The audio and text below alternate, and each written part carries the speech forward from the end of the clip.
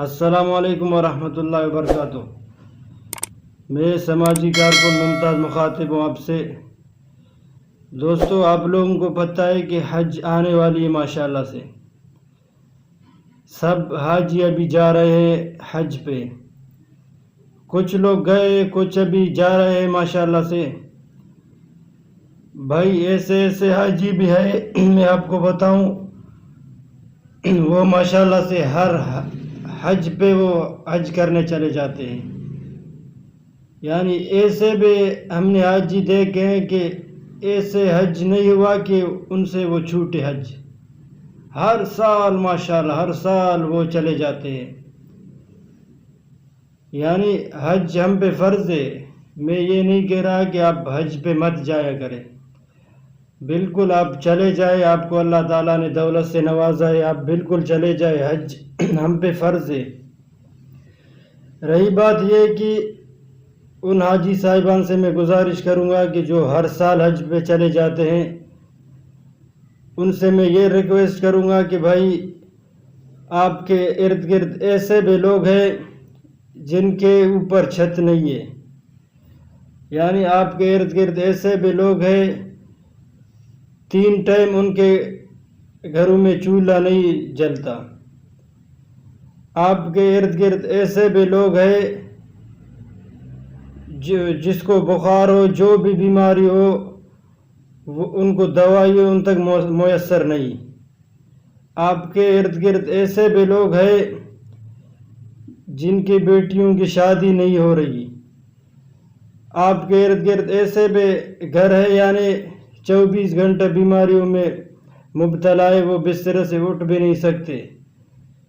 میں ان حاجی صاحبان سے یہ ریکویسٹ کروں گا کہ کبھی کبھی سال میں 1 سال نہیں جائے حج پہ تو ان کے طرف آپ دیکھا کرے کہ یہ کس حالت میں ہے۔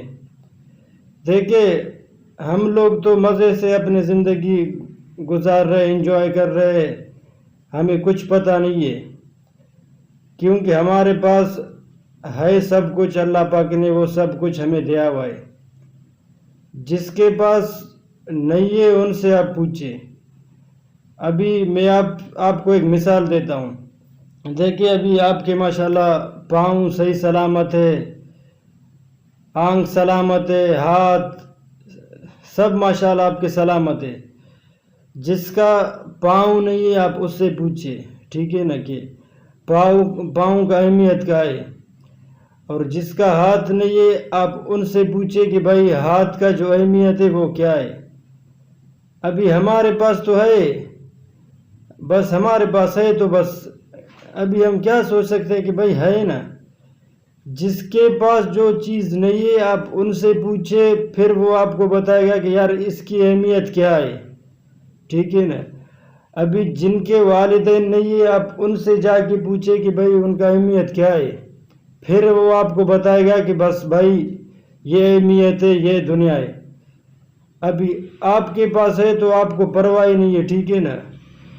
میں کہنے کا مطلب یہ ہے کہ آپ لوگوں کے پاس ماشاءاللہ پیسے ہے، ہر سال آپ حج پہ جا رہے ہوتے ہیں، اس سال آپ کوشش کیا کریں کہ وہ جو پیسے وہ آپ غریبوں، مسکینوں پہ اور بیوہ جو عورتیں ہیں جن کے 2 3 4 5 بچے ہیں، وہ ان بچوں کا جو پیٹ ہے وہ پیٹ نہیں پال سکتی، آپ ان کے ساتھ بھی تعاون کیا کریں، اور جن کے پاس گھر نہیں ہے، چھت نہیں ہے، آپ ان کو کوشش کریں جتنا ہو سکے۔ میں یہ نہیں کہہ رہا کہ آپ ان کے لیے بس ضروری ہے کہ ان کے لیے گھر بنوائے، آپ سے جتنا ہو سکے آپ ان کے ساتھ تعاون کریں۔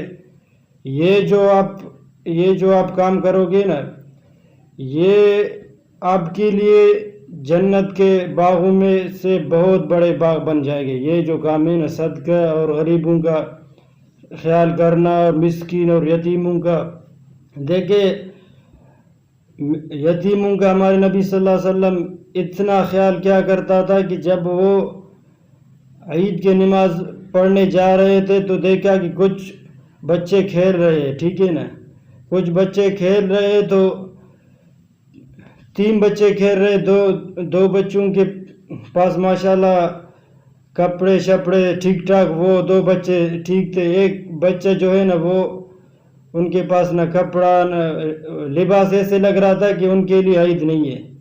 پھر نبی صلی اللہ علیہ وسلم نے پوچھا کہ یہ کون ہے؟ ان کو پتہ چلا کہ یہ یتیم ہے۔ اس نے اپنے کندھے پہ اٹھایا، اللہ آپ کا بھلا کرے، جا کے گھر میں اس کو نہلایا، کپڑے دی، پھر کندھے پہ اس کو عید کی نماز پلایا، پھر کیا کہا کہ آج کے بعد تم یتیم نہیں، محمد کے بیٹا ہو۔ دیکھو یہ ہمیں سبق، اس حدیث سے ہمیں یہ سبق ملتا ہے کہ یتیموں کی خیال کرنا کتنی بڑی نعمت ہے، کتنی بڑی نعمت ہے، جو ہمارے نبی صلی اللہ علیہ وسلم کی جو حدیث ہے، اس سے ہمیں یہ سبق ملتا ہے۔ آج کل تو ہم لوگوں کو کچھ پرواہ نہیں ہے کہ بھائی بس یتیم ہے، بس کیا ہوا یتیم ہے، کچھ خیال ہی نہیں ہے۔ میرا کہنے کا مقصد یہ ہے کہ اپنے ارد گرد آپ دیکھا کرے۔